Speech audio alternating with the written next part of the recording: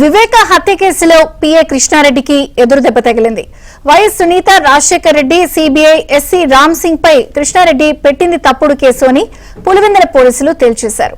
ఈ కేసు విచారణ తుది నివేదికను పులివెందుల డీఎస్పీ కోర్టుకు సమర్పించారు.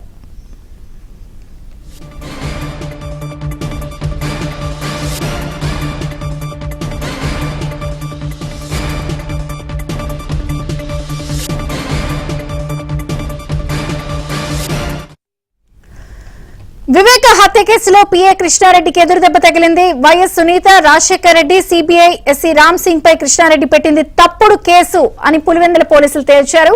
ఈ కేసు విచారణ తుది నివేదికను పులివెందుల డీఎస్పీ కోర్టుకు సమర్పించారు. పూర్తి సమాచారం కడప ప్రతినిధి శ్రీనివాస్ అందిస్తారు. శ్రీనివాస్,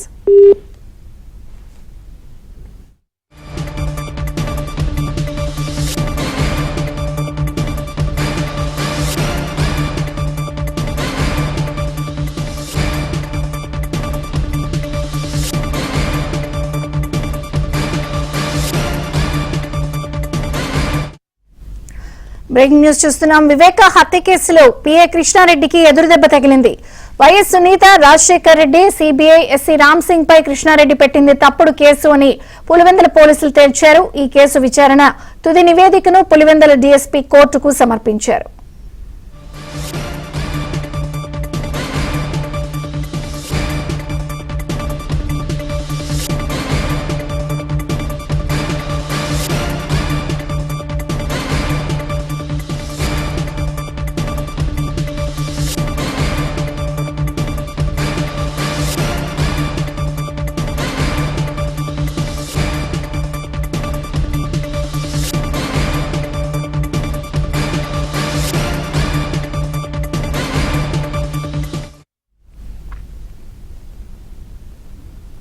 వివేక హత్య కేసులో పిఏ కృష్ణారెడ్డి పెట్టింది తప్పుడు కేసు అని పోలీసులు తేల్చారు. పూర్తి సమాచారం కడప ప్రతినిధి శ్రీనివాస్ అందిస్తారు. శ్రీనివాస్, విజయచంద్రిక వైఎస్ వివేక కేసు మరోసారి తెరపైకి రావడం జరిగింది.